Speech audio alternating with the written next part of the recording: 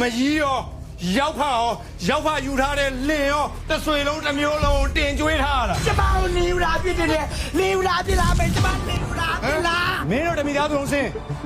မစင်းနိုင်ဘူးလင်းပစ္စည်းမရပိုက်ရှင်ရလဲကြောက်အိမ်မယ်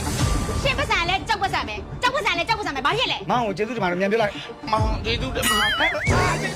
နေမှာစနိုက်ကြော်နေတာ စင်ကျော်ကလေထလန်းပညာကိုလိုက်စားနေတာကြားပြီသူလိုက်စားနေတာကိုဘသူမှမပြောပါနဲ့ဆိုလို့ကျမတို့ကမပြောတာ မေပါရေ အေး ဖေရဘသူလောနေတာလဲဘသူမှမလောဘူး အဖေမောင်လေးဘွားကချလာလို့ ရှင်ကငွေမက်တဲ့ဘိန်းမကိုယူထားမှာတော့ကျမကြိုက်တဲ့အရာကိုရှင်ရှားမှာပဲလေငွေဆိုတာဒုတိယဖျား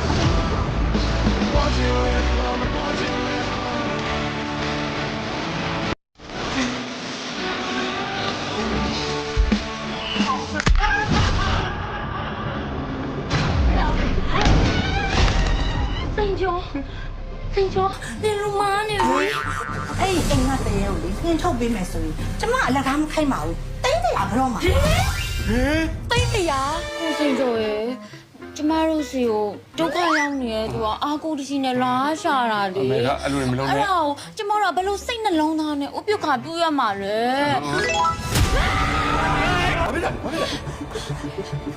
ဆန်ပြူကမျက်လုံးမိတ်ပြရတယ်ဒီယောက်ျားစိန်ကျော်ဒီညငါနဲ့အတူတူအိတ်မယ်လို့အဲ့ဒါသွားပြောပေးပါလားလို့အမရန်လောပါပြီဘလဲအဲ့ဒါကြောင့်မဲခမျက်နှာလေးလွယ်လိုက်တာနဲ့နှစ်ယောက်သားပူကပ်ပြီးပြစ်စစ်တာကိုပြစ်နေတော့လား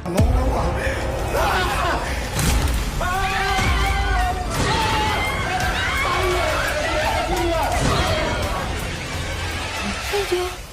ဒီမှာလို့ချင်လာလားစိန်ကျော်တော့ဘာလို့ချင်တာလဲ မဟုတ်ဘူးအေးချောင်းနေတယ်သူ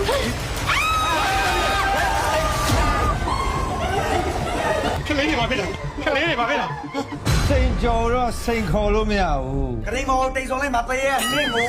စိန်ကျော်အလဲကြရင်တော့မတွေ့စမ်းပေါ်ကြီး